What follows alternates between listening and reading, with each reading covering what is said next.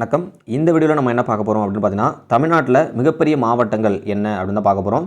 So இது வந்து பார்த்தீங்கன்னா, இப்போ கரண்ட்டில் இருக்கக்கூடிய அப்டேட்ஸ். நம்ம ஆல்ரெடி வந்து பார்த்தீங்கன்னா, நமக்கு தமிழ்நாட்டில் மிகப்பெரிய மாவட்டம் அப்படின்னா விழுப்புரம் மாவட்டம் அப்படின்னு சொல்லுவோம். ஸோ இது வந்து மாவட்டங்கள் வந்து பிரித்ததுக்கு அப்புறம் இருக்கக்கூடிய தகவல். ஸோ நமக்கு எக்ஸாமில் ரொம்ப முக்கியமானது. ஸோ பார்க்கலாம். தமிழ்நாட்டில் மிகப்பெரிய மாவட்டம் அப்படின்னா இப்போ வந்து திண்டுக்கல் மாவட்டம் தான் இருக்குது. இதோட பரப்பளவு வந்து பார்த்தீங்கன்னா 6266.4 சதுர கிலோமீட்டர். நமக்கு வந்து இந்த பரப்பளவு தேவையில்லை, பட் ஆனால் வந்து சும்மா ஜஸ்ட் தெரிஞ்சிங்க. ரெண்டாவது இடத்துல வந்து திருவண்ணாமலை இருக்குது, மூன்றாவது இடத்துல வந்து ஈரோடு இருக்குது, நான்காவது இடத்துல சேலம், ஐந்தாவது இடத்துல கிருஷ்ணகிரி மாவட்டம் இருக்குது. ஸோ இப்போ இந்த மாவட்டங்கள்லாம் எங்கேருந்து உருவானுச்சு அப்படிங்கிறத பேசிக்கான தகவல் தெரிஞ்சுக்கலாம். இப்போ நமக்கு திண்டுக்கல் மாவட்டம் அப்படிங்கிறது மதுரையிலிருந்து பிரிஞ்சு வந்தது தான் வந்து திண்டுக்கல் மாவட்டம் அப்படிங்கிறது. அடுத்தது திருவண்ணாமலை அப்படிங்கிறது 1989 வட ஆற்காட்டிலேருந்து பிரிஞ்சு வந்தது திருவண்ணாமலை அப்படிங்கிறது.